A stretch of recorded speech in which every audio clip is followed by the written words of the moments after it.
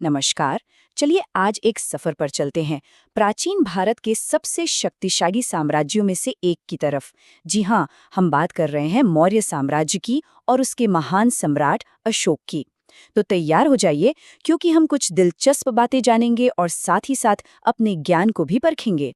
तो आज का हमारा सफर कैसा रहेगा? सबसे पहले हम देखेंगे कि एक विदेशी दूत की नजरों से मौर्य दरबार कैसा दिखता था। फिर हम बात करेंगे उस एक युद्ध की जिसने इतिहास ही बदल दिया। उसके बाद हम उनकी अर्थव्यवस्था में झांकेंगे, एक सम्राट के नाम के पीछे का राज खोलेंगे और हाँ, आखिर में ये भी समझेंगे कि इतना बड़ा साम्राज्य आखिर खत्म कैसे हुआ। चलिए शुरू करते हैं हमारे पहले पड़ाव से, एक विदेशी दूत। सोचने वाली बात है ना कि मौर्य दरबार के बारे में इतनी सारी जानकारी हमें किसी बाहरी व्यक्ति से कैसे मिली। तो सवाल ये है कि वो कौन सा राजदूत था जिसे यूनानी शासक सेल्यूकस निकेटर ने चंद्रगुप्त मौर्य के दरबार में भेजा था, वही जिसने मशहूर किताब इंडिका लिखी थी। और इसका सही जवाब है ऑप्शन सी, मेगास्थनीज। देखिए, मेगास्थनीज की जो किताब है इंडिका, वो मौर्यकालीन भारत को समझने के लिए एक खिड़की जैसी है। उन्होंने पाटलिपुत्र के नगर प्रशासन के बारे में बहुत कुछ लिखा। उन्होंने उस वक्त के समाज को 7 हिस्सों में बांटा था: दार्शनिक, किसान, सैनिक वगैरह। एक बड़ी ही दिलचस्प बात उन्होंने कही कि भारत में गुलामी नहीं थी।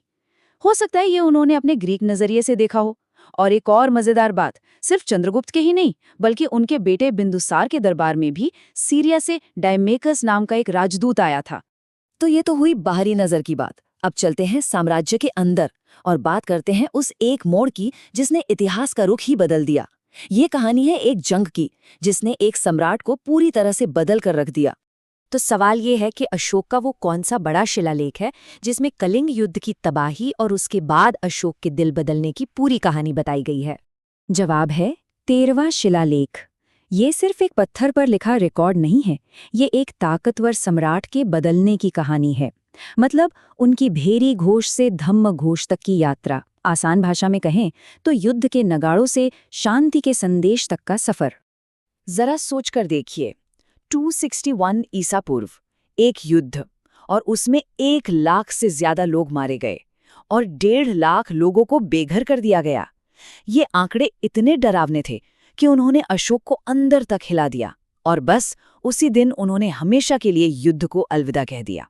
अच्छा, अशोक के इस बदलाव का असर सिर्फ जंग के मैदान पर ही नहीं पड़ा होगा, है ना?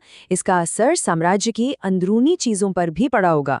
तो चलिए अब जरा मौर्य साम्राज्य की अर्थव्यवस्था पर एक नजर डालते हैं। मौर्य अर्थव्यवस्था में एक शब्द आता है, सीता भूमि। क्या मतलब था इसका? सीधा सा मतलब है, सीता वो जमीन थी जिस पर सीधे सरकार खेती करवाती थी। और पता है, इन शब्दों से समझ आता है कि मौर्यों की इकोनॉमी कितनी ऑर्गेनाइज्ड थी।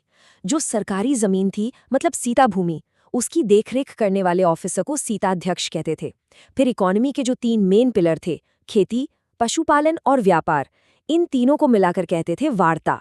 और सबसे मजेदार शब्द है अदेव मात्रिक।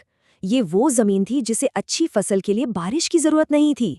मतलब उस जमाने में भी सिंचाई की जबरदस्त तकनीकें थीं। चलिए अब एक दिलचस्प पहेली सुलझाते हैं, एक सम्राट का नाम। आखिर इतने सारे शिलालेखों में अशोक नाम छिपा तो छिपा कहाँ था?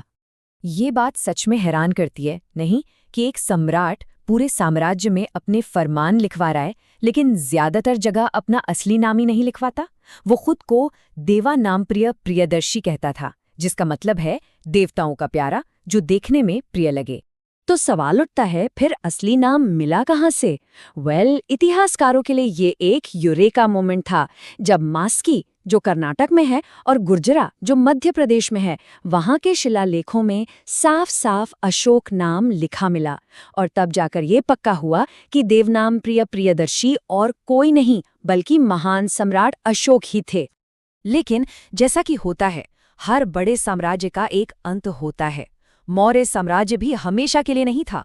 तो चलिए अब पता लगाते हैं कि इसका पतन कैसे हुआ।